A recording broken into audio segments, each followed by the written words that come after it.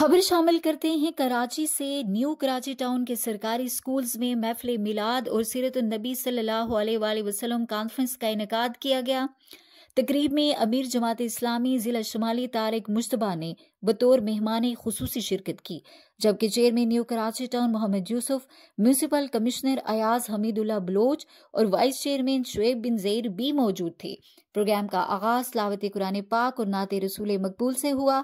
मुकर्रिरीन ने सीरत नबी सल्लल्लाहु अलैहि वसल्लम पर रोशनी डाली और सुन्नत नबवी पर अमल करने की अहमियत को उजागर किया।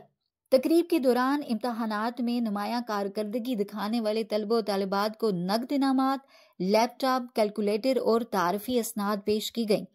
Chairman new Karachi town Mohammad Yusuf ने तकरीब से खिताब में कहा कि सरकारी स्कूलों में तालीमी मयार को बेहतर बनाने के लिए मुसलसल काम जारी है।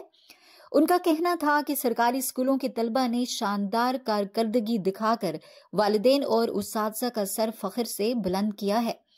Doctor Mahmudul Hasan secondary school के 2 तालिबे इल्म मोहम्मद अहमद खान और खदीजा लियाकत ने कराची भर में पहली पोजीशन हासिल की, जिस पर म्यूनसिपल कमिश्नर अयाज हमीदुल्ला बलोच ने उन्हें 5-5 हजार रुपए के इनामात भी दिए।